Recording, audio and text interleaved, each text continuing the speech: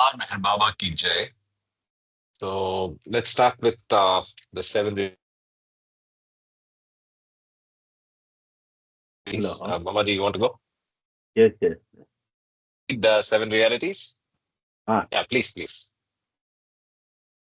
Jai Baba, the seven realities: Jai Baba.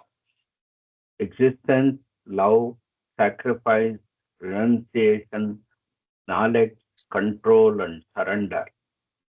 I give no importance to creed, dogma, caste, or the performance of religious ceremonies and rites, but to the understanding of the following. The only real existence is that of one and only God, who is the self in every finite self. The only real love is a love for this infinity God, which arouses an intense longing to see, know, and become one with its truth, God. The only real sacrifice is that in which, in pursuance of this love, all things, body, mind, position, welfare, and even life itself are sacrificed. The only real renunciation is that which abandons, even in the midst of worldly duties, all selfish thoughts and desires. The only real knowledge is the knowledge that God is the inner dweller in good people and in so called bad, in saint and in so called sinner. This knowledge requires you to help all equally as circumstances demand, without expectation of reward. When compelled to take part in a dispute, to act without the slightest trace of enmity or hatred, to try to make others happy with brotherly or sisterly feelings for each one, and to harm no one in thought, word, or deed, not even those who harm you. The only real control is the discipline of senses to abstain from indulgence in low desires, which alone ensures absolute purity of character. The only real surrender is that in which poise is undisturbed by any adverse circumstance, and the individual, amidst every kind of hardship, is resigned with perfect calm to the will of God. Avatar Meher Baba Ki Jai. Meher Baba ki jai. So with that, we get back to God Speaks. So the last time, if you remember, we were going to start part five. We went to supplement two, but then from there, we went to beams and we covered three chapters. Uh, We did the equation of the body and the soul. That's the before that we did the opposites actually, the calculus of opposites. Then the equation of body and soul is the arithmetic, the mathematical relationship between number of souls and number of forms, number of bodies. And then finally, the interplay of souls, where the sex consciousness was explored. And so basically, these are I mean, these were relevant to our reading till date in God Speaks. So we finished that. Now we get back to the main God Speaks content, which is chapter 5 now. Um, I know we rushed through this supplement, which is the supplement number 2, but I will just to remind everybody, I'll probably read the last highlighted text from that supplement before we get back to reading from the main text. Right? Meher Baba tells us, forgetfulness of the world makes one a pilgrim, Rahrav or Sadak. Forgetfulness of the next world makes one a saint. Forgetfulness of self means realization, and forgetfulness of forgetfulness itself is perfection. So, so this is a beautiful supplement that sets the stage for when a particular soul gets on the path. So that was what this was about. So with that, let's get back to uh, planes, chapter 5. Yeah. Any thoughts before we start? Oh, Okay. Part 5, the planes. Avatar Meher Baba ki jai. Involution of liberating consciousness. When the consciousness of the soul is ripe for disentanglement from the gross world, it enters the spiritual path and turns inwards. Its gross impressions now become less deep. They become fainter or more subtle, with the result that the soul now becomes subtle conscious. This is the first step in the involution of consciousness, which is striving for liberation from the burden of impressions.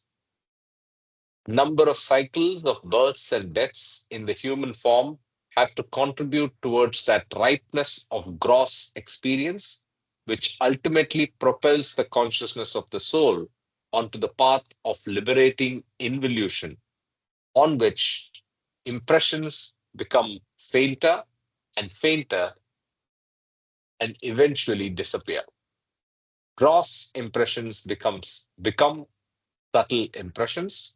Subtle impressions become mental impressions, and mental impressions are ultimately wiped out, leaving consciousness free to reflect the big T truth.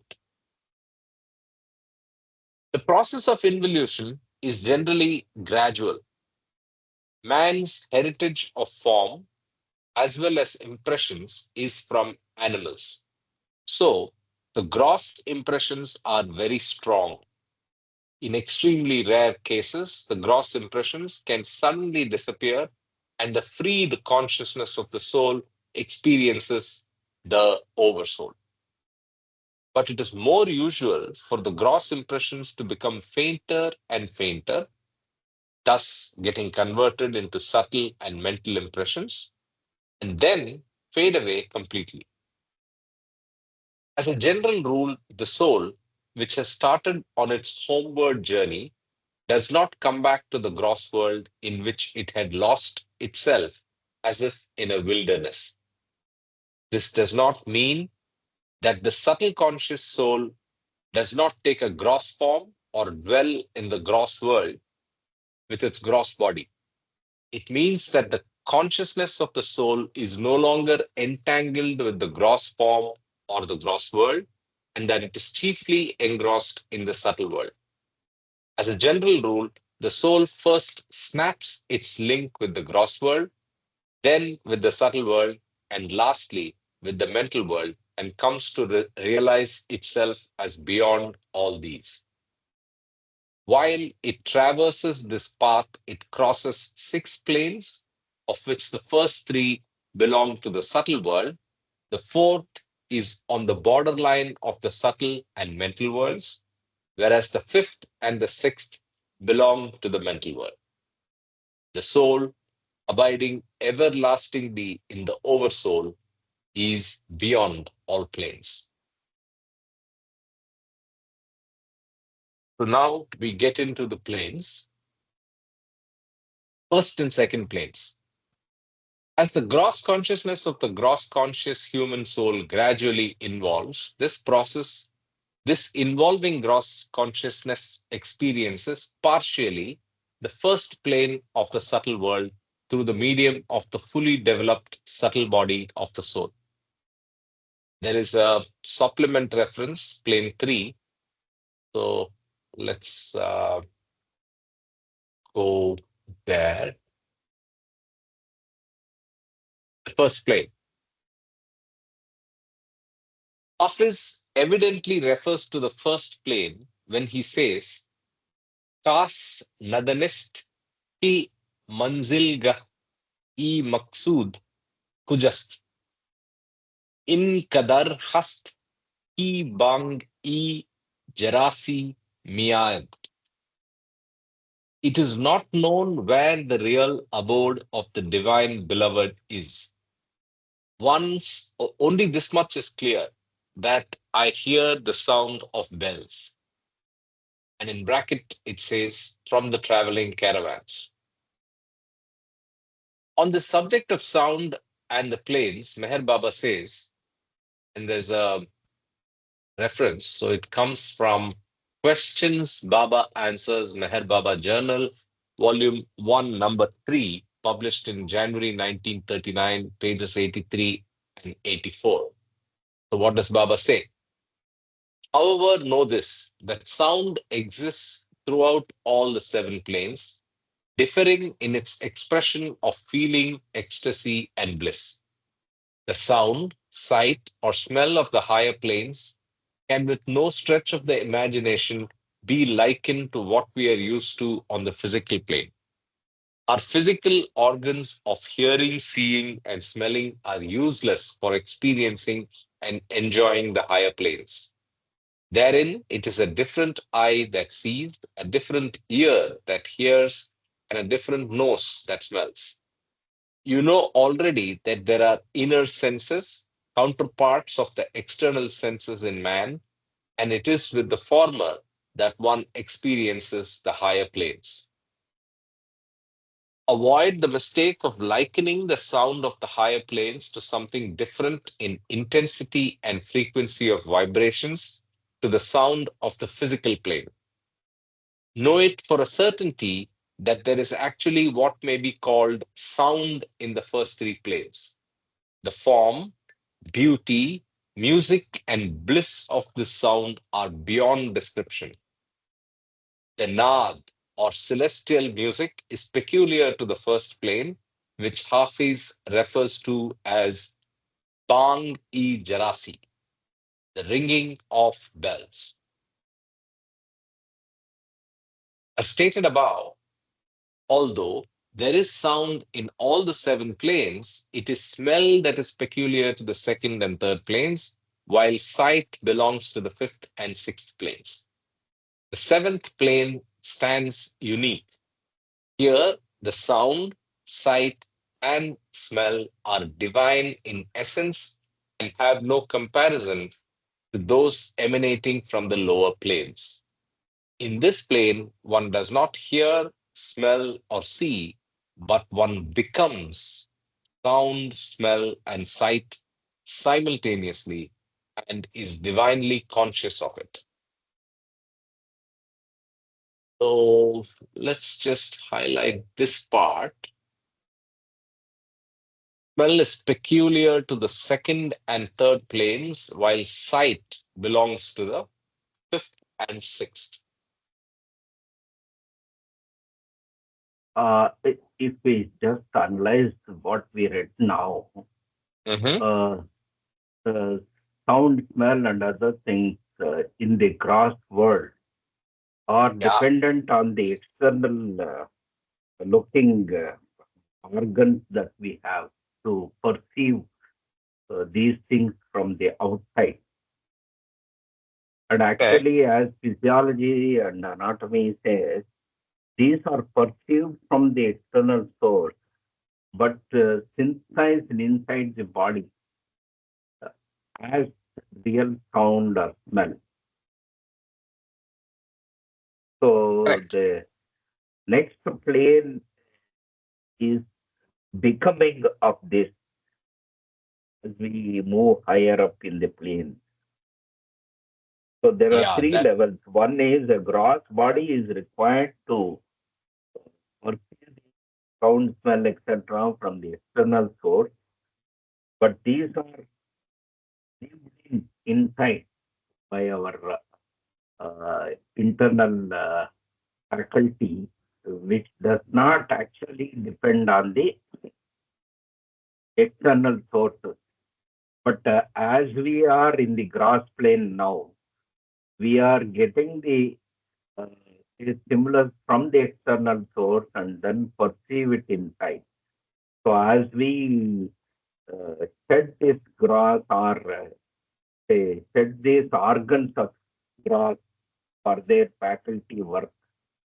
Uh, Actually perceive the sound ourselves inside, and then we become the same thing in the next level. So that's what is explained here. I think well Yes, summarized, very well summarized, and I think you brought out the physiological analogy of what happens in the gross world and then what happens beyond. Um, Thank you very much for that. Any other thoughts or comments? Okay, let's go back to the God Speaks text. So we were here, and now we start with at this stage.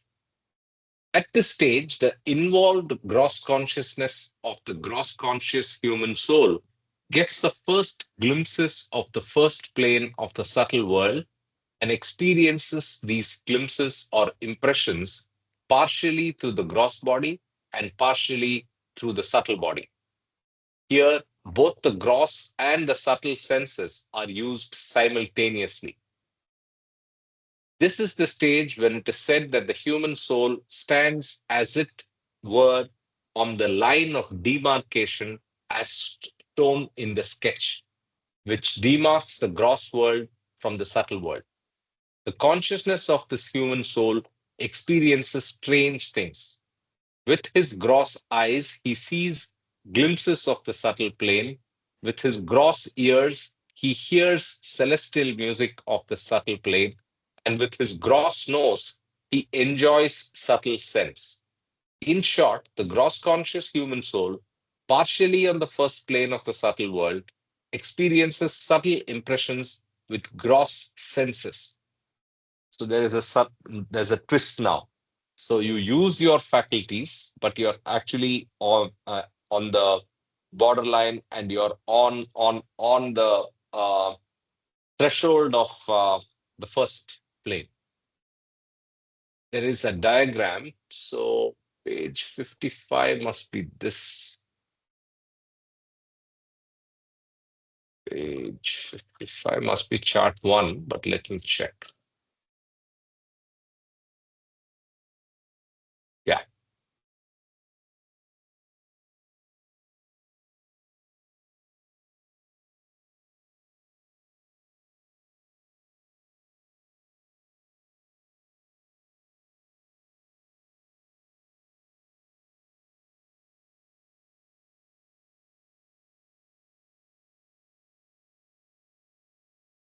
So this is the line that Baba is referring to. You are between, I mean, you're enjoying the celestial experiences using the faculties of the gross plane, and that's when he says you're on the line. The line being this line here. Okay, let's get back.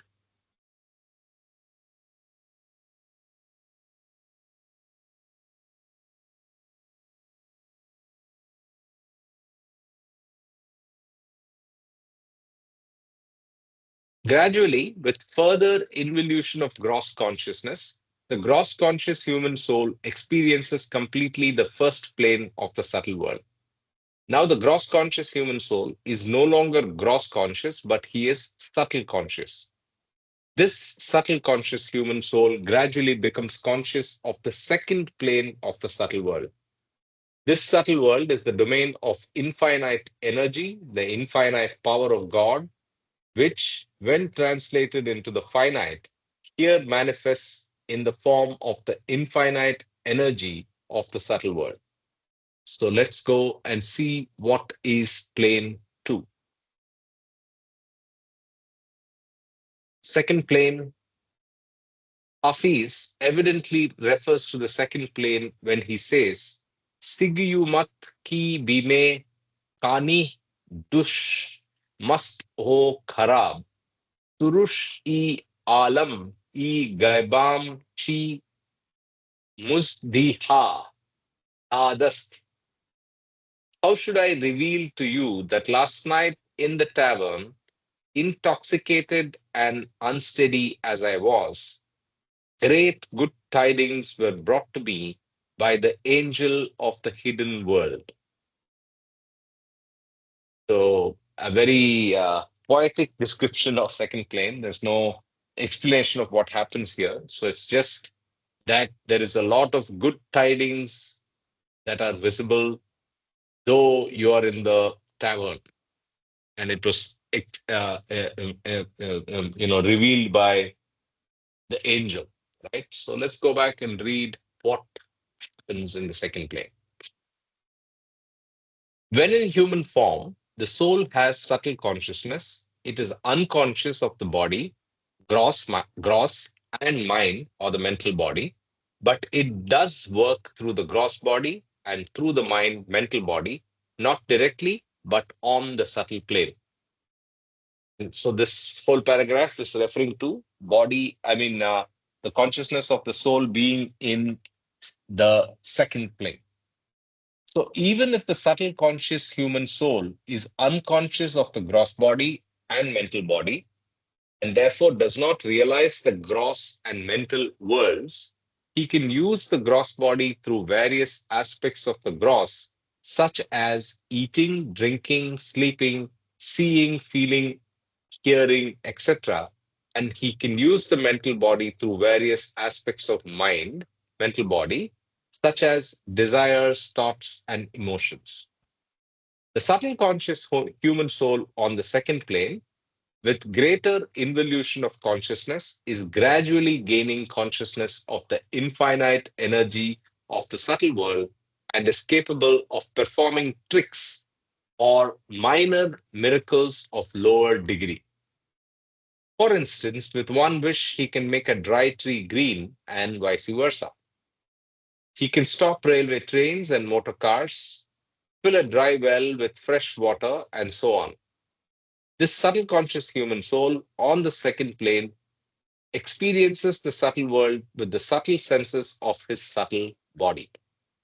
He is now totally unconscious of the gross world, although from all outward appearances he remains and functions as an ordinary man, eating, sleeping, and having feelings of pain and pleasure, etc.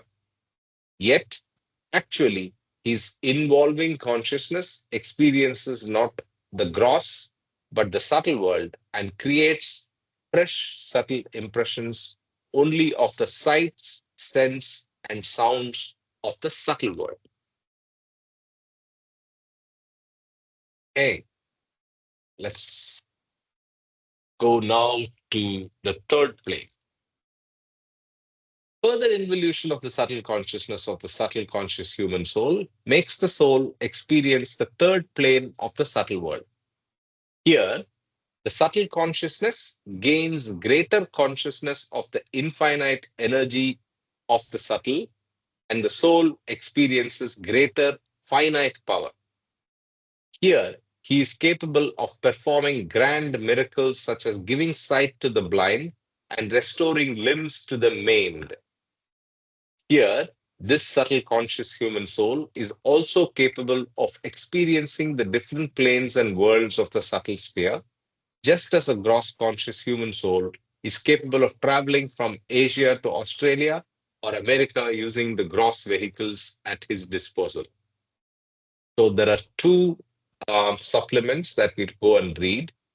Let's just mark out the lower degree miracles that are possible in each of the phases so that we know the difference. So this is in plane 2, and in plane 3,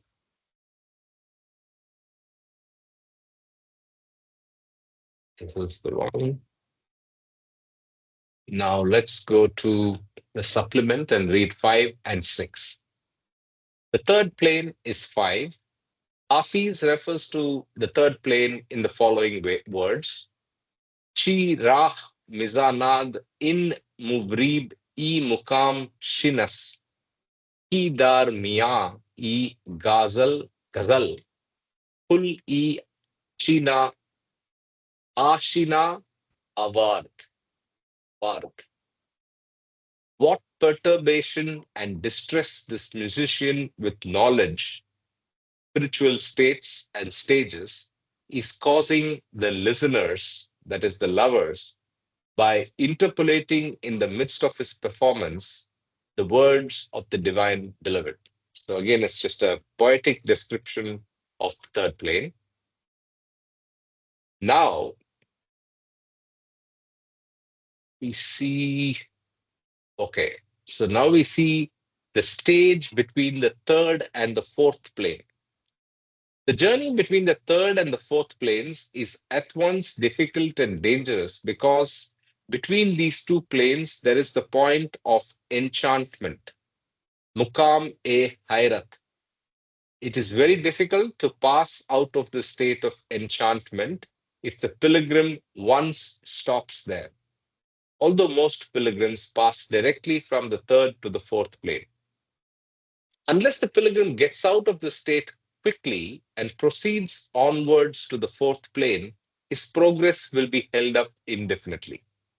Once a pilgrim becomes thus enchanted, he remains so for days, months, or years together.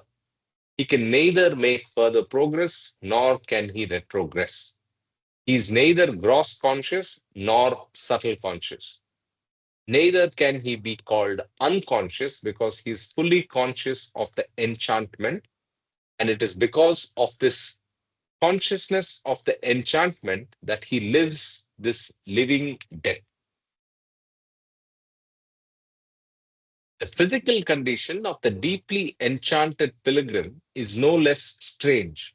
For if he seats himself in a particular position, he remains in that position for months or years together. Similarly, if he becomes enchanted while standing, he will continue standing until the enchantment ends. In short, he remains stationary in the position in which he first becomes enchanted, and although he may appear to be a lifeless statue, he is in fact more live than the ordinary man of the world. He's more alive than the ordinary man of the world. It is well known to the Sufi world how Ali Ahmed Sabir of Piran Kalyar, who afterwards became a perfect master, once remained standing for years near a certain tree. During this period, Sabir's mind was absorbed in the enchantment of this Mukam e Hayrat, and he was delivered from it by a kutub.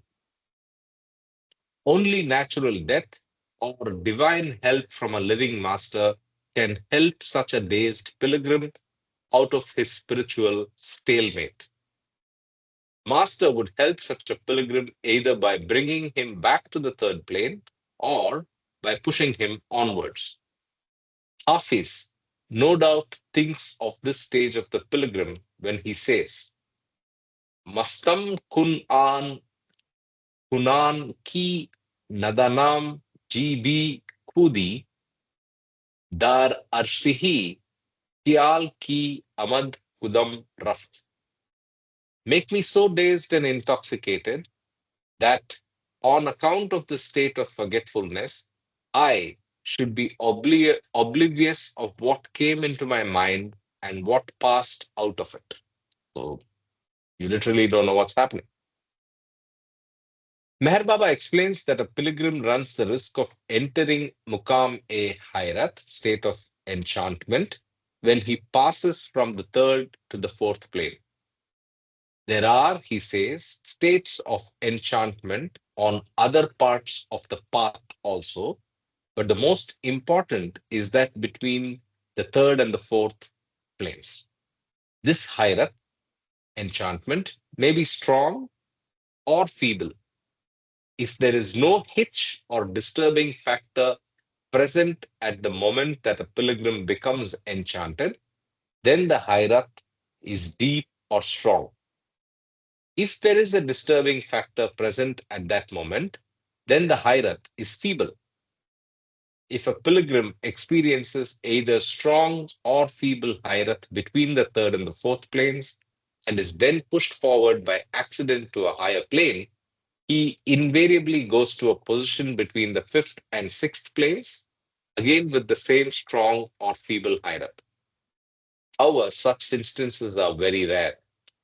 Ali Ahmad Sabir or Kalyar of Kalyar and Baba Abdul Rahman of Bombay both were precipitated from a very strong Hayrat between the third and fourth planes into a very strong Hayrat between the fifth and the sixth planes, the former by a gift of grace from a Kutub, and the latter through God's gift in the shape of an accident. A complete fixity of posture that lasts until death, death as in for that particular form, or until a perfect master is contacted, is seen only in those pilgrims who have a very strong Hayrat.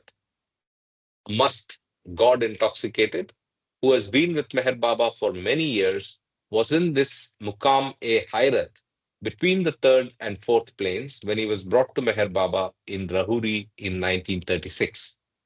But his Hayrat was feeble, and although he would stand for many hours at a stretch in one position, this position would not be maintained permanently. The enchantment of Ali Ahmad Sabir, however, was a strong one, and he remained in one posture un- until he was finally delivered from the enchantment by a kutub. The state of enchantment should on no account be confused with a catatonic stupor of a schizophrenic, although it may appear similar. Both are states of enchantment, but they are poles apart. Wow. So strong and feeble Hayrat, and this whole idea of Hayrat between the third and the fourth, and between fifth and the sixth. Okay, let's get back.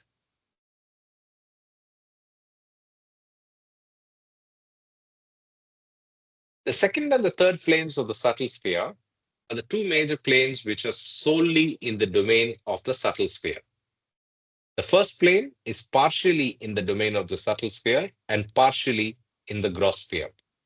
Similarly, the fourth plane is partially of the subtle sphere and partially of the mental sphere. This fourth plane is known as the threshold of the mental sphere. So let's just see it in vi- visual form. So the worlds are on the right, right? So the first plane actually is between the gross and the subtle world, and the fourth plane is on the threshold of the mental world, right? And then beyond the mental world is the God state in seventh, right? So I hope that, I mean, we'll get to the chart in detail. You Yeah. can just read the steps in the chart from Yeah, below yeah. upward. No, it'll get explained further down. So Okay, I okay, didn't want to do okay. that. Yeah. It, as we go further, closer to page 55, it'll get explained clearly. And then we'll read it. The fourth plane, with a gradual and further gain in the involution of the consciousness of the subtle conscious human soul, the consciousness of the soul inclines the soul to experience the fourth plane.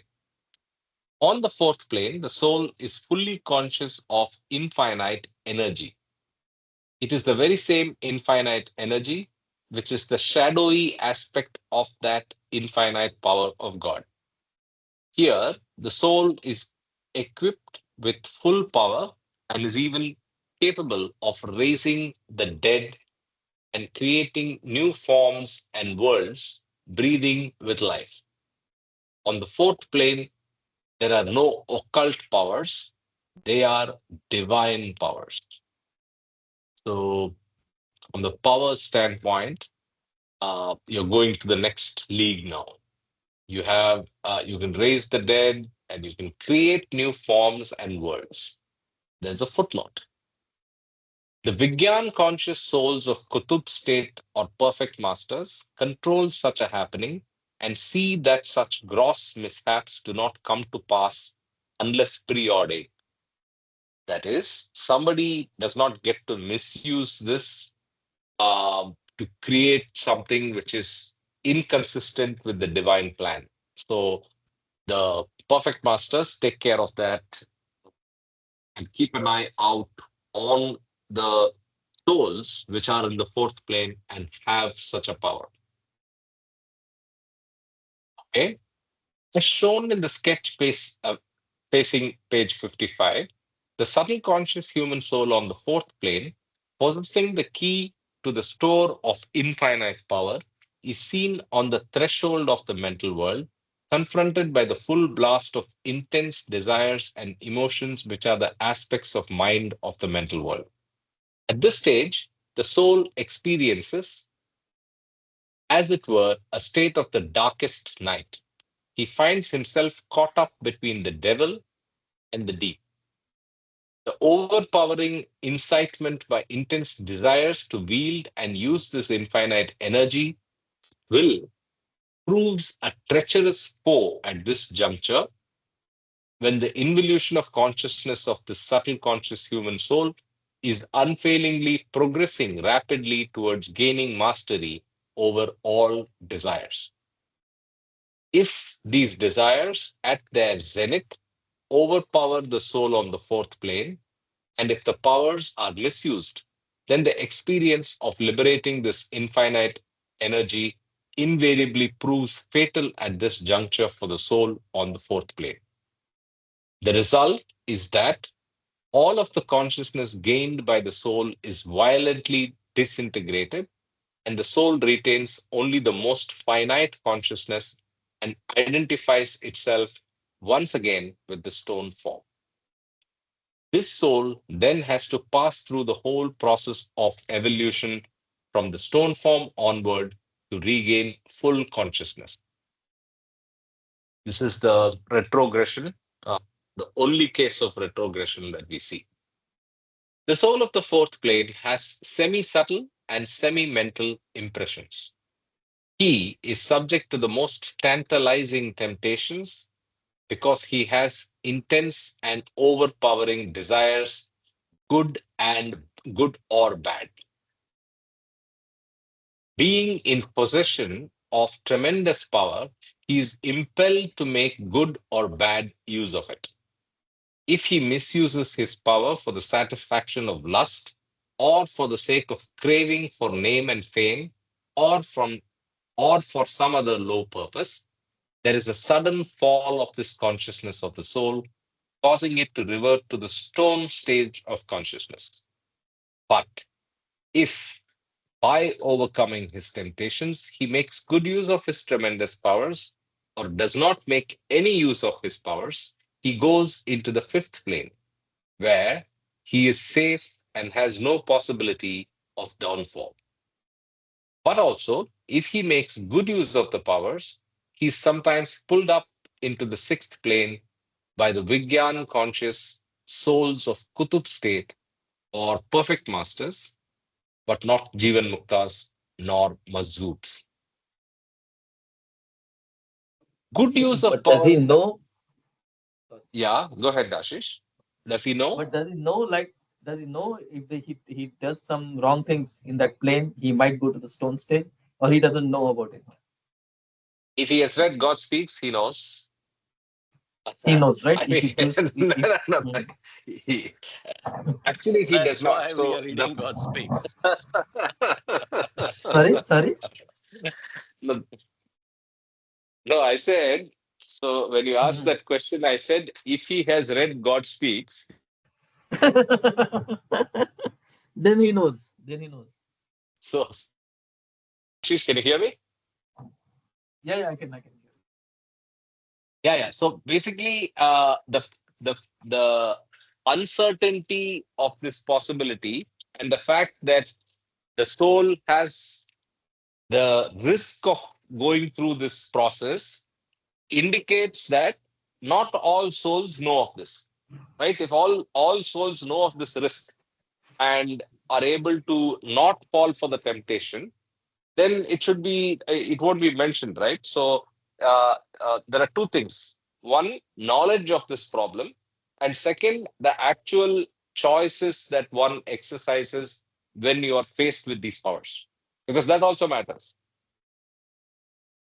right? So it's not viveka or discretion, but some sort of choice that one exercises in that plane on whether to use it, and if to use it, in what way, good use or bad use. Hello, Yes, Jai Sunil, go Baba. ahead. Namita Jai has a Baba. question. Let me pass the mic to her. Yeah. Yeah, Uh, Baba, Jai Baba. with all the knowledge that we are seemingly acquiring, will it go with us to the next thing, or we have to? And then, and then when you reach fourth plane, third, हमें क्या पता कौन से plane में है? अगले जन्म में तो भूल जाएंगे ना सब. जब रिश्तेदार याद नहीं रहेंगे तो ये सारी चीजें कहाँ याद रहेंगी? तो अब क्या करें? Brilliant question. Brilliant question. I struggled with this question about a month back on our readings. And it was very, very, I think the phrase I used was disappointing and frustrating, because it's clear that the consciousness of the soul understands this in this, in this body. You're able to understand and everything, but you don't carry all of it, and you end up making mistakes in the next birth or You in know, the as. Yeah. uh, recently I was listening to Money's talk, and she Hmm. says she asked Baba. She said, I was in the same room as Baba, and I asked him, Baba, we know you in this life. Do we need to restart from next life? Will we know you? So he says he contemplated, and it seemed that he and I were alone in the room. It looked like, his attention was on her, and he says, no, it it carries on. It's not that you leave everything what you have here. You it is in continuation. So if you know me, then you know me. But that is one point. But whether this plain things we know we have a cheat sheet, that is what I'm not too sure. No, I'll tell you the evidence that points to the contrary as per Baba's words. Yes, the involution and the evolution of consciousness of the soul is a progressive process. So you don't retrograde. So what you just said in the last 30 seconds is correct. And Baba also confirms that. But Baba also says that if you and the doubt came to our minds, or my mind, and then maybe some others too, a month back, when we were actually going through this experience of heaven and hell state. So if you go through the heaven and hell states as described both in discourses, beams, and in God Speaks, you see that it's a intense view of what happened. But then what I realized in that reading was, so let's say I do certain things that are um, are not helping my cause in towards God realization in this birth, right? I see it, but then if my academic knowledge is 100%, I've read God Speaks, I've read discourses. Hypothetically, I've read discourses, I've read and I've understood, and so on and so forth. The next birth should be an absolute clean start, right? So I'll just do all the right things. But Yeah. unfortunately, that it's not like that. So it's only a gradual progress, and you have to go and exhaust all the sanskaras. Unless, of course, you go veil. If you go veil and go with Baba, it's quicker and I think a more guided and eased process. Yeah, But good I think question. Good question. we are we are all going to go whale, right? Okay, now.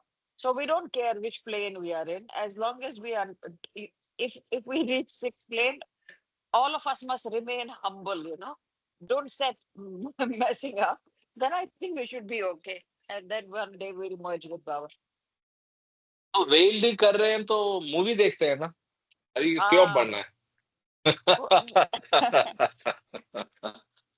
anyway but this is so any nice, others yes yes no but I want to see if the others have any thoughts but this is an important question that you raised. One aspect here, what I would like to stress is that uh, gross form in a life that is between birth and death of world, we are with a set of sanskaras which we are supposed to exhaust, and in the process we may acquire new ones. But when we have a second birth after this, we don't wipe our slate clean because we had lot of baggage which is not expressed in this life. So one or a few of these baggages are opened up in the next life. So this is what we call as different terms in the Vedantic literature as prarabdha karma Yeah, terms. I'm not, sanchita prarabdha. yes, yes. Yeah, So sanchita karma is the baggage.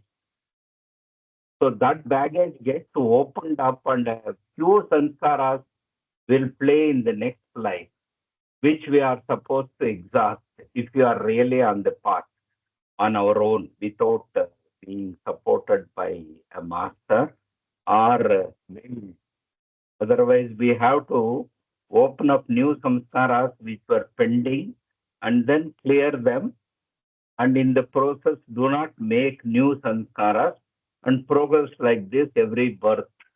Uh, that's my understanding. I hope this is correct. Deva. I agree with you. I agree no, with you you can't be heard. 100%. What is that? No. Are you having trouble with audio? Yeah, I said carry forward is for how many lifetimes? Old sanskaras. You know what? Like, 84,000 cycles are there. So we expect only the, say, we have a lot of FDs.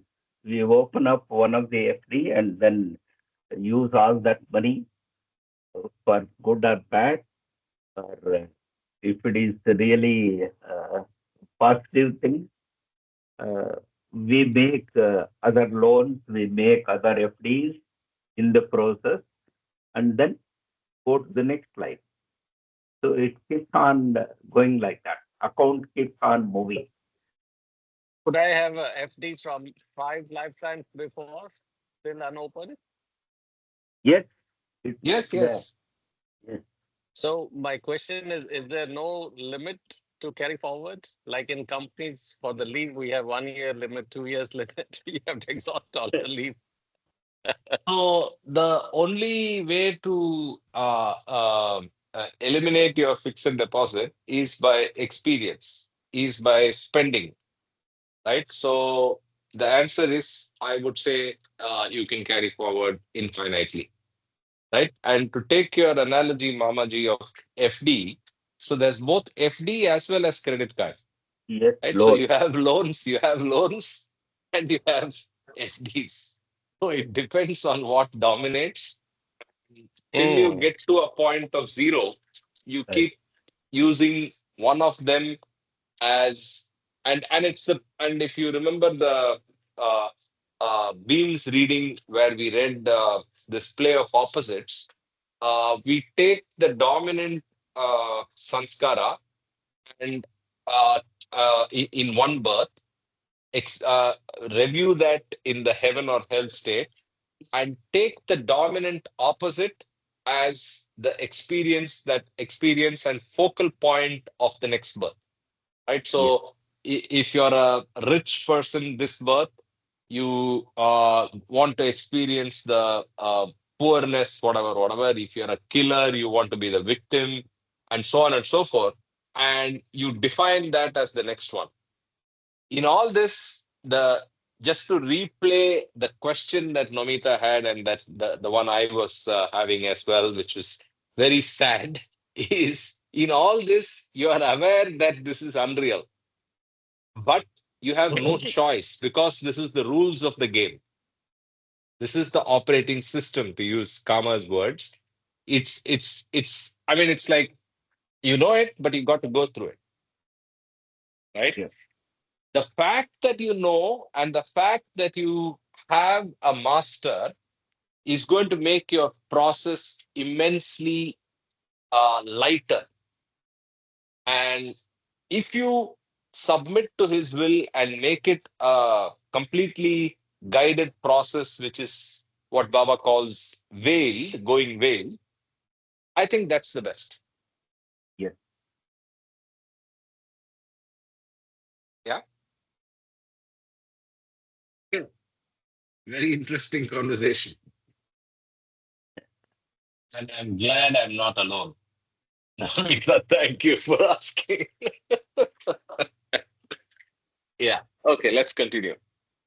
Now Before let's you see what's. continue, uh, Yeah. I have one I have a sort of an imagination or maybe a Vedantic and our Puranic stories, lot of stories of say Vishwamitra and Vasistha and other say demons and gods.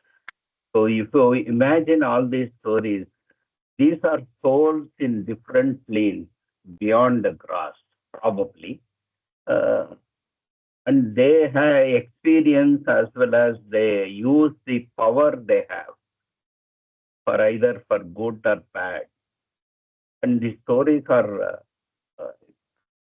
such exotic stories that we don't believe that to be real. But it can be real if you imagine what is happening in the different stages from 1 to 6. So that is what comes to my mind. So these Puranas are probably uh, full of this different personality or different souls playing their game in the path of this involution. So this my imagination. Maybe true, may not be. So if I may rephrase what you're saying, is one to. I mean, are you saying that the Puranic experiences and stories that we hear, which look surreal and even impossible, are probably experiences in other planes which we didn't understand it in that way when we encountered it before Baba. Is that what you're saying? Yes, yes, Absolutely, I think so too. So if you see all of those examples, even the description of heaven and hell is very relevant. It's just yes, not described the way Baba has described. It's almost described as a place, right? Whereas yes, it's not a place. It's an experience. It's just an experience. And then if you listen to all the powers and the stories of the Puranas where you see people performing these minor miracles. Yes, they are on the plains and they are doing these things, and it's entirely possible. So instead of being dismissive, I think we should be embracing and far more tolerant and accepting of I mean, that's how I've been seeing the Puranas. So it's not just mythical stories, right? So it's very much uh, in the realm of possibility. And only thing is, the whole of uh, Vedic or the output of Vedic knowledge in the form of stories remains as stories. If we add some reason to that and try to understand them with this sort of exercise and background of all the paths and other things, it makes a lot of sense in understanding the why these stories are there, what is the benefit of learning from them. So it needs a lot of knowledge-based analysis and explanation to unknown people may make them more knowledgeable. Otherwise, it remains a story and then far-fetched story uh, which cannot be accepted, things like that. True. And in fact, it's the frequently mocked aspect of organized religion, right? So they say, Yes, oh, yes, yes. all stories, all.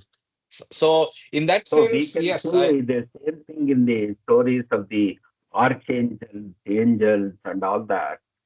So comparative things are also there in the other religions also. perfect, perfect. Yes, So even Islam, even Bible, yes, there are yes, so yes, many stories of experiences. So these experiences are also quite often symbolic and analogous, right? yes, And so they are probably what should I say? Certain aspects are exaggerated to act as a reference point for society at that time. Now, when I yes, say that time, I'm saying that in the context of so something that's relevant in a time space construct when the avatar is there is probably going to change when the next avatar comes.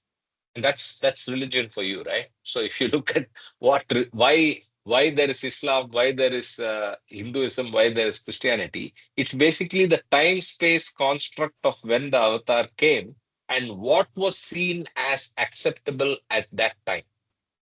So what is the message that we are getting today is science laced, logic driven, is explaining to us things in a way which was never done before, because that's the context of the time and the world we live in. That's Baba's job. That's what Baba has done. So in the same way, it could be different in different phases. So if you contextualize these Puranic stories, these biblical stories, and these these experiences, it makes it even more acceptable. It makes it even more relevant. Right? yes. Just to yeah. Oh, I see Gulshan ji, Dr. Gulshan. How are you? Jai Baba. I'm good. Good morning, Karthik. Jai Mai Baba. Jai Baba. Jai Baba. Jai Baba. Jai Good to Baba see to you here. everyone. Yes, Thank you. Yes. Jai Baba, Jai Baba. Jai Baba. Let's continue. Good use of power in the gross world may be directed towards material and spiritual ends.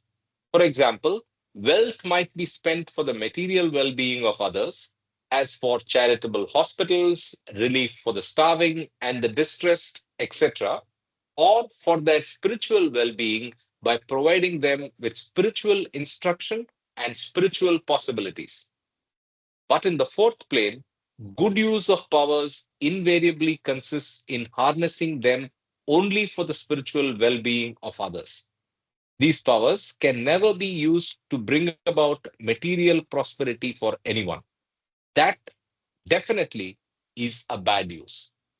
We might take the following as an example of good use of the powers of the fourth plane. Suppose a spiritual pilgrim is going through a desert and is on the point of death due to unquenchable thirst. The soul of the fourth plane can appear to him in the gross body and give him relief by giving him a jug of water and then disappear. Such use can be termed good use.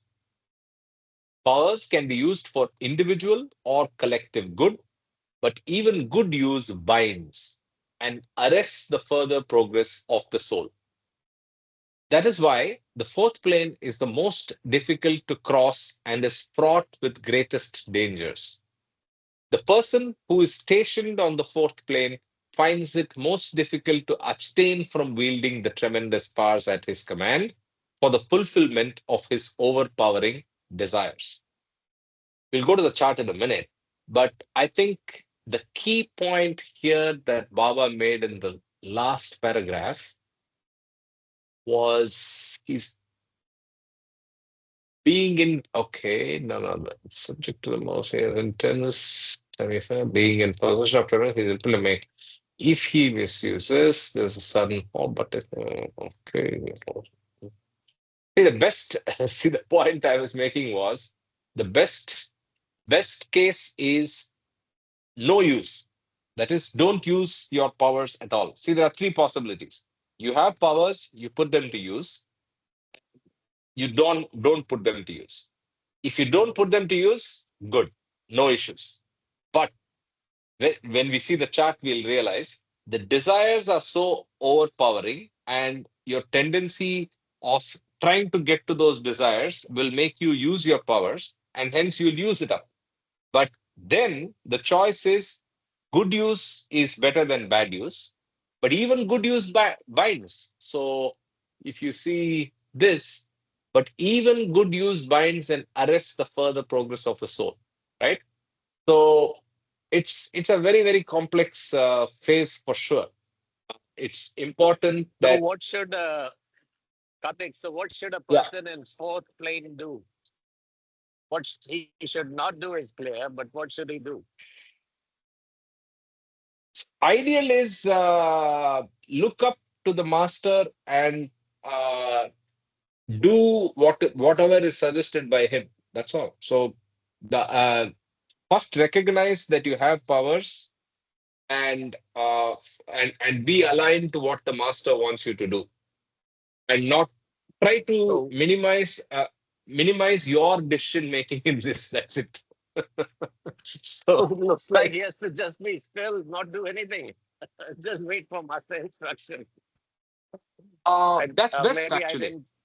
Yeah, No, that's best maybe I. actually.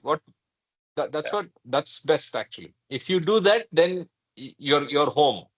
That you because the master might want you to use those powers. Remember, there are only a limited number of souls in the fourth plane at any given time.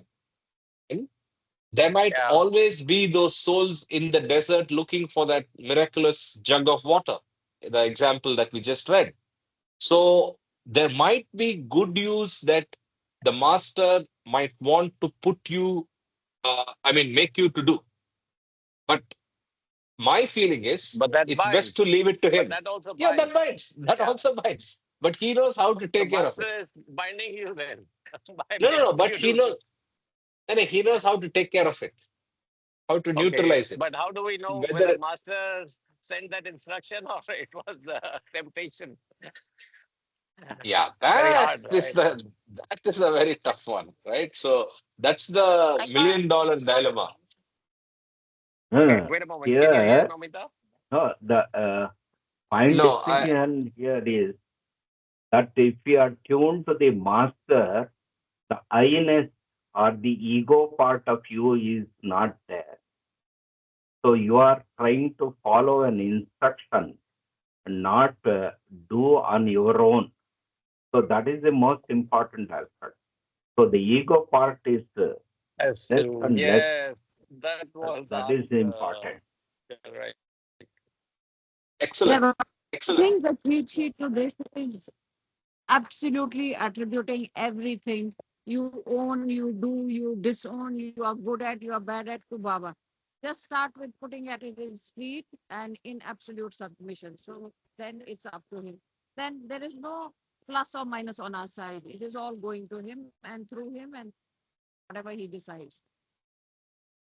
The cheat sheet, as you say, is also given by Baba. That's the provisional working ego.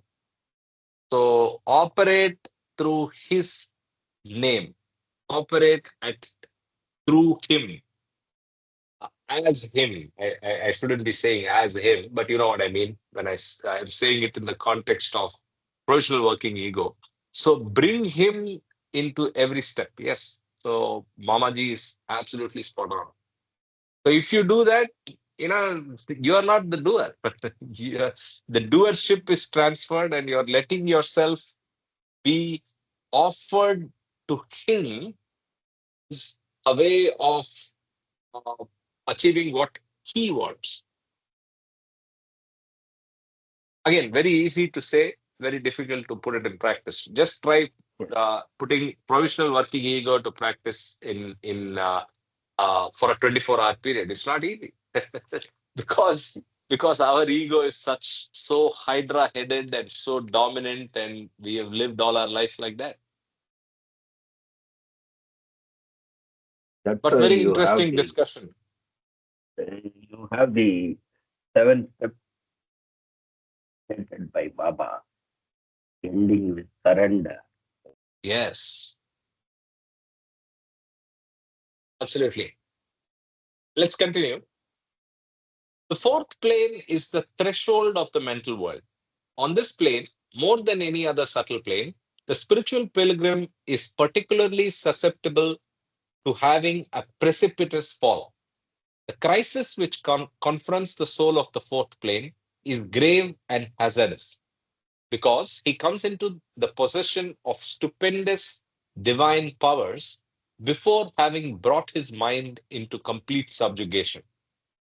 He cannot control his mind completely because unless and until he rises on to the fifth plane, which is of the mental world, he cannot directly experience or use his mind. Like the gross conscious human soul, the subtle conscious soul of the fourth plane also uses his mind indirectly. Now, on this fourth plane, the mind is fully alive. It is functioning in all its fully developed aspects of thoughts, feelings, and desires, which are at the zenith of their overwhelming intensity. On the one hand, the soul is trying to gain mastery over, over its own insurgent mind and bring into subjugation the subversive forces of desires let loose. On the other hand, the limitless energy of the planes is completely at his disposal and is constantly seeking some expression or use. So, this paragraph further describes how complex the situation is. You have a lot of power, you have intensity of thoughts and desires and feelings which have reached their zenith. Uh, so you're raring to go. You're an engine that's fully loaded with fuel. You're in the top gear. You're at cruising speed, and the road is fantastic, right? And yet you should operate through the provisional working ego, or you should operate with complete surrender to the perfect master. First, discover and be aligned to him. You're done. But the fact that so much emphasis is given on the fourth plane and these experiences points to the fact that quite often, or many of the souls probably don't have the fortune of being aligned with the master and be following the preferred sequence, right? If I use that phrase, yeah. Okay, let's continue. If the soul yields to the overpowering temptations to put his powers to wrong use, there is an enormous psychic crash of unimaginable magnitude.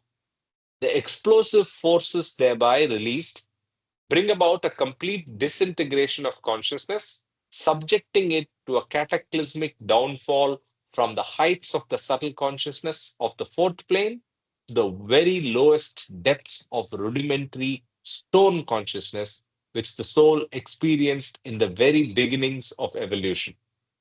The psychic cataclysm of disintegration is comparable to the fusing of an electric bulb due to an irreparable short circuit. The fallen soul has now no alternative except that of again going through the long and laborious ascent of evolving consciousness through ages of evolution and reincarnation, through numberless forms, and then again gradually and patiently ascending through the planes. This disintegration of consciousness occurs only in the case of fourth plane consciousness, and that too rarely, only when the powers of the fourth plane are misused. It is a fact normally that when consciousness is once gained, it can never be lost. But the case of fourth plane consciousness is the one exception. I know this has been drilled into all our minds by the multiple references. We've read this. Baba says this many times in discourses, many times in God Speaks and in the supplement. So it's very, very important. If the soul does not misuse the powers at his command, but uses them for good without being overpowered by desires, then with further involution of consciousness, the consciousness of the subtle conscious human soul sometimes experiences directly the sixth plane of the mental world and skips over the experiences of the fifth plane of the mental world. Bonus ho gaya, right? So you just go straight from fourth to the sixth. There's a footnote. Entry into the mental world comprising the fifth and sixth planes may be compared to an entry into a room after crossing the threshold, the fourth plane of consciousness. But if this consciousness of soul on the fourth plane of consciousness neither uses nor misuses the powers of the fourth plane, then gradually, with further involution of consciousness, the subtle conscious human soul on the fourth plane crosses the threshold of the fourth plane and enters the mental world on the fifth plane. So next is fifth and sixth planes. With greater involution of consciousness of the subtle conscious human soul on the fourth plane, the consciousness of the subtle conscious human soul identifies itself with big M mind of the mental planes and experiences the mental world. So fifth and sixth are clearly in the mental world. So if you go back to the charts, so the mental world is here. The threshold is the fourth plane. Fifth and sixth are clearly in the mental world.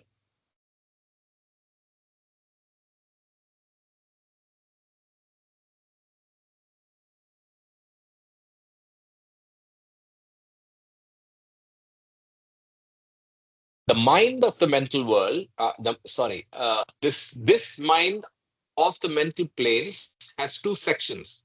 In the first section, the state of mind is inquiring or reflecting. Right? Just mark this.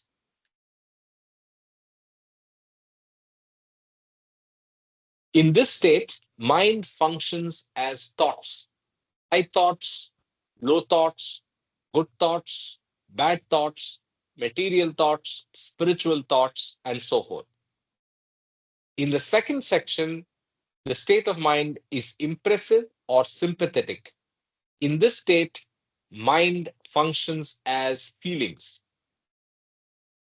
Feelings of sufferings, emotions, feelings of desires, longings, feelings of pangs, separation, and so forth. When mind of the mental world has distinct dual functions, it is necessary that the experiences in the field of mind, big M again, all through, every time mind is mentioned, it's big M, that is the mental world, must be distinctively of two kinds also. Thus, the mental world has two domains, the domain of the fifth plane of consciousness of thoughts and the domain of the sixth plane of consciousness of feelings. So now if you see the chart, so domain of the fifth plane is of thoughts, and the sixth plane is of feelings. We'll come back and read completely again, just as a way of summarizing our understanding, but I'm just making a cross reference here. And there is a subtitle, I mean, a footnote.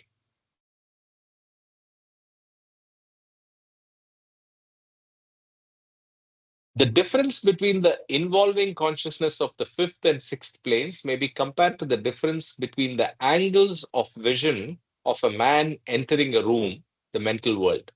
So if you remember the earlier analogy, the threshold or the door is the fourth plane. You enter and then you get into the mental world. Now the mental world has fifth and sixth planes. So Baba explains, on entering the room, if the man looks straight ahead of him, he spontaneously sees God face to face, thereby gaining directly consciousness of the sixth plane. But if his vision happens to focus on one of the corners of the room, then he first gains only the consciousness of the fifth plane. So it's basically a perspective difference. You are in the same world, but based on the perspective, you might be looking at different things, either of the fifth or of the sixth plane, and then you move to the seventh. So let's go back. As you go back, I think the second phase of this thoughts, feelings, uh, uh, those lines. Okay. Yeah. Feelings of suffering, emotions, feelings of desire, longing, feelings of pangs, separation, and so forth.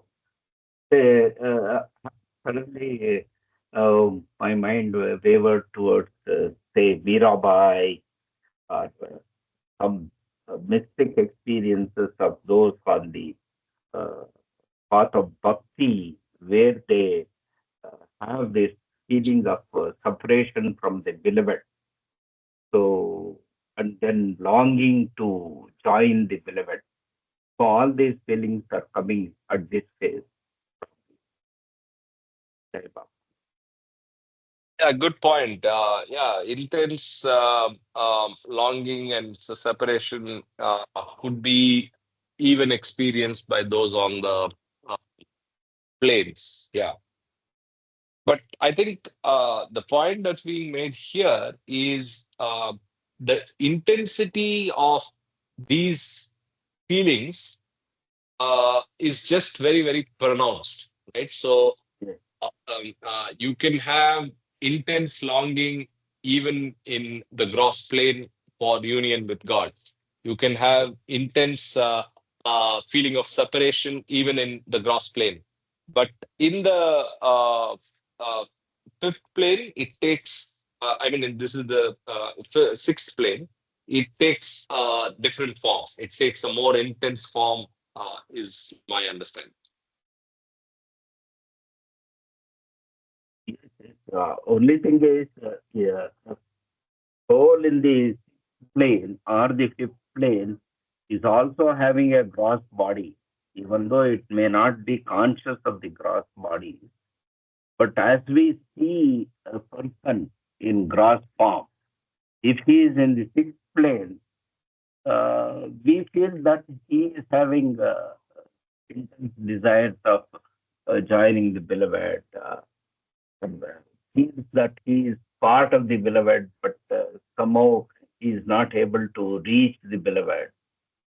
So they are also in gross form. No? So those souls which uh, experience this, and we as the mortals of today see a soul like that in gross form, we don't understand the plane of their existence. That's what I feel, because there are a few examples and also in stories that these were living entities in the gross world with a gross form, but their soul had reached these levels of involution, probably. Jai Baba.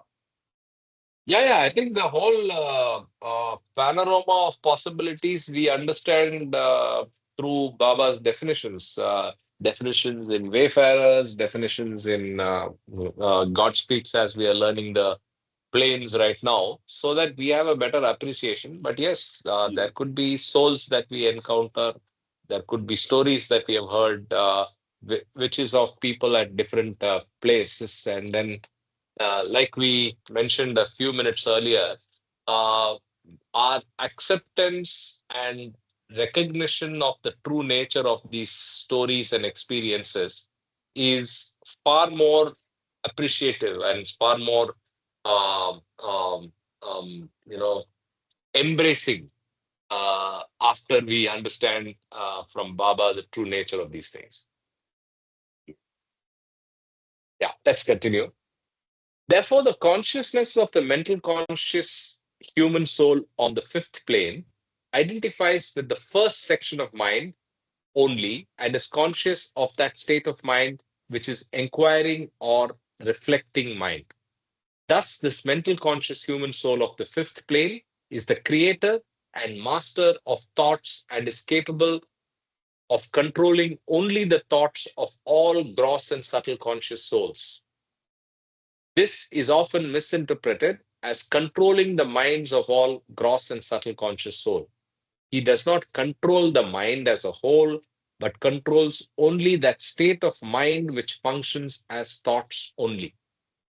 So this is a big claim, right? So now you're able to manage or control the thoughts of all souls in gross and subtle consciousness, right? Now there is a supplement reference. So let's read the supplement.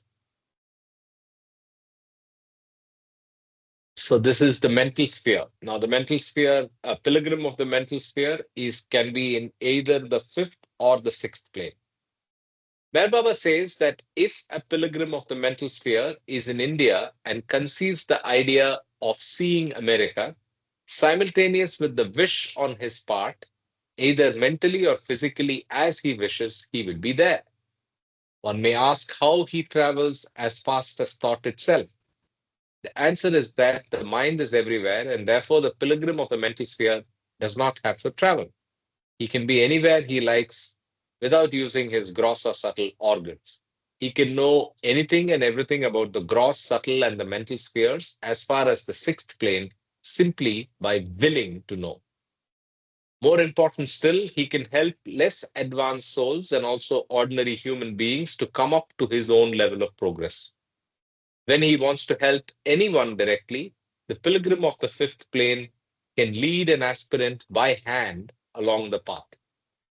When he does so, the aspirant himself also perceives internally the continual presence of the master of the mental plane, known to Sufis as a wali, and also feels himself being actually led by him along the path to perfection. Hafiz, in the following couplet, evidently visualizes the particular sensation of one who is being led in this way. Tu dastgu shu ai kiri e pai kuja kujasti ki man piadi miravam o hamrahan savranand.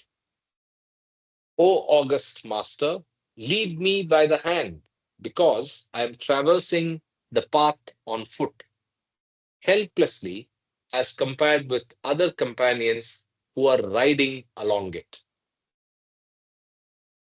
That's Hafiz. Generally, however, a Wali, Mahapurush, helps an aspirant by gazing into his eyes, thereby tearing away the inner veil from the real eye within. This spiritual influence of the Wali through sight is known to Sufis as tawajjo. The term tawajjo does not apply to perfect masters. In their case, their term will is correct, for they can also render this help without physical contact is necessary in the case of masters of the planes. So a wali needs a physical contact to be able to help you. Perfect master does not need physical contact, and that's obvious. So the spiritual influence of the wali through sight is known as tawajjuh. Going further, Meher Baba explains that on the fifth plane, the pilgrim sometimes desires to have the divine presence and sometimes attends to worldly duties. In fact, so far as divine presence on the fifth plane is concerned, God is always present, but the pilgrim may not always desire this presence when he turns his attention to worldly duties. On the sixth plane, the pilgrim persists in desiring the presence of God 100%. Hafiz evidently refers to his experience of the fifth plane when he says, Huiri gar hami kwalu, azu gaib, ghaib, mashu, Hafiz. O Hafiz, if you desire the divine presence, then do not allow yourself to be absent. Wait a minute, let me read that again. O Hafiz, if you desire the divine presence, then do not allow yourself to be absent. So you need to be there as well. Okay.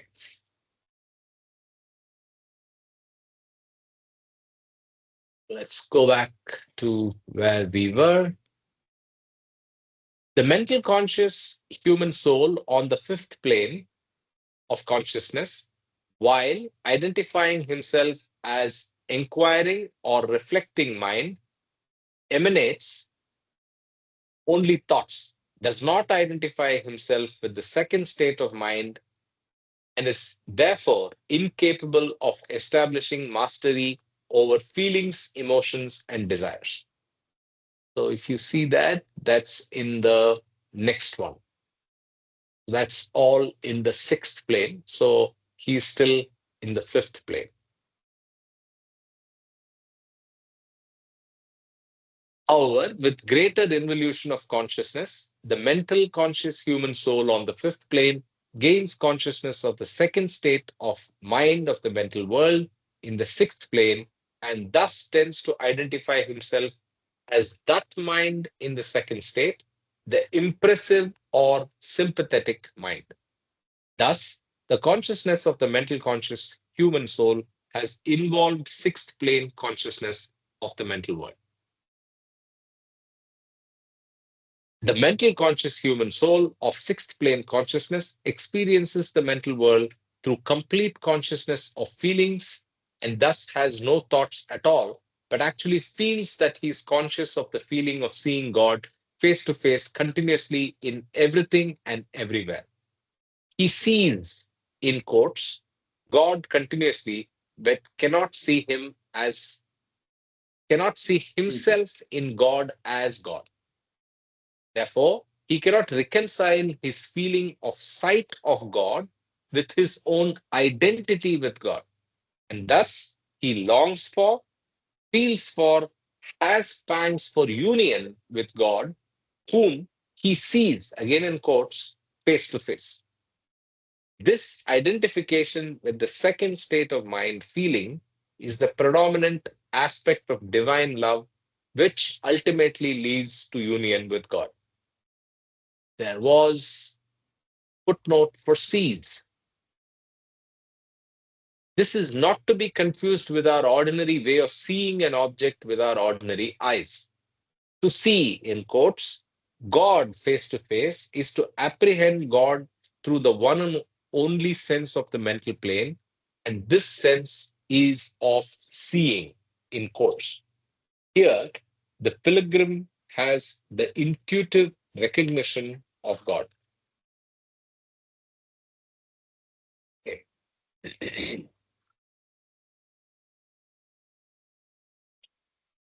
Okay. The fifth plane, yeah.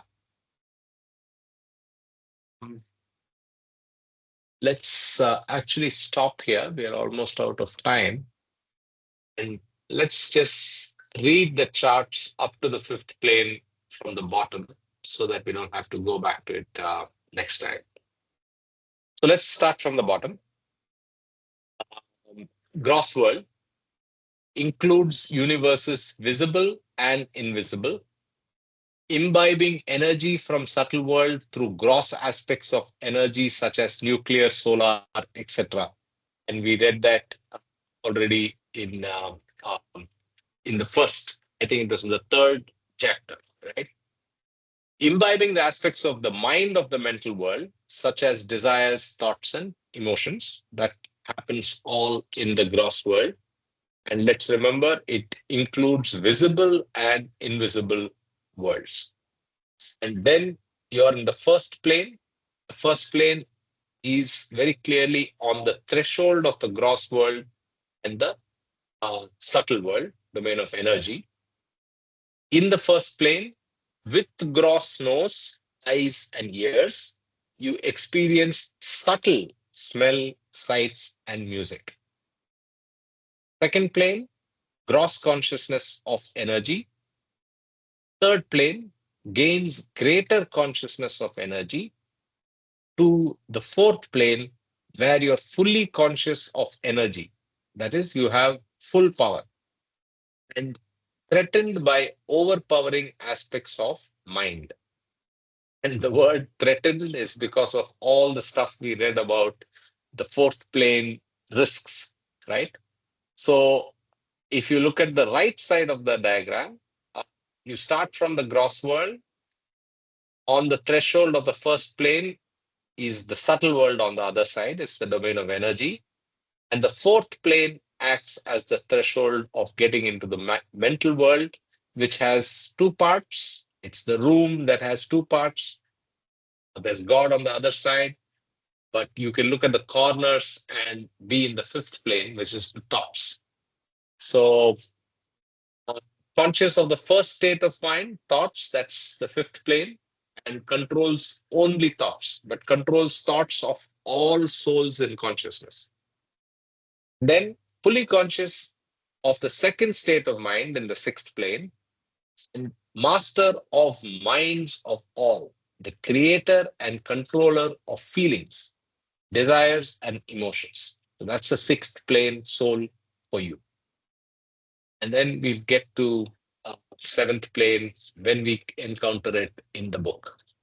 But I think we stopped here. And any open questions or any thoughts before we wrap up? Beautiful reading. Yes. So in the diagram there, the lower ortho is the earth where all the duality exists. And the upper arc is a unitary state of the I am God state. So both are looking similar, but there is a chasm of such a big difference from duality to unity realization. Jai Baba. Yes. Perfect. And there's also a huge lapse in time, right, to get Yes, from here to there. yes, yes. So there is a wide gap in distance and in time. So there's a huge time distance barrier that one needs to go, but it looks very deceptively close by and looks very similar. It's just Similar. very And true. another thought which came to me was that the sixth plane division, one of desires, one of knowledge, epitome of knowledge, and the other one is the epitome of feeling of longing. So here the even the Vedantic process also, jnani and bhakti. Bhakti. So these two aspects also come into play there. I think. Potentially, yes, yes. I just juxtapose that. Probably it is reasonable to think like that. Sure. Great. So Jai Baba Karthik, just one more thing. If you go to the left hand side of the diagram, this beautiful Oh, diagram, yes, yes, yes, yes. there is power and no power. One second. On the Yeah, extreme left. yeah, yeah, yeah. There's power and no power. Yes. So that shows us the levels of. I I just saw it. Yeah, yeah. I'm showing it. I think if you're on the phone, maybe it's you have to pan left. Just move the Oh, screen left. okay, yeah, correct. So it's full power, full conscious of energy, and uh, then then you go into you go over the threshold of the fourth plane, and there is no power. What does that mean actually? Why is it no power? Because are you shedding something when you go to the fifth and sixth plane? Mm. Anyway, I think we have not encountered that in the text, but something to dwell upon and think about uh, till the next week when we pick up from this point. Yeah. Yes. Yeah. Thank you so much, everybody. I will stop sharing and stop recording. Um, we can stay on for a bit. So that's why So Baba insists on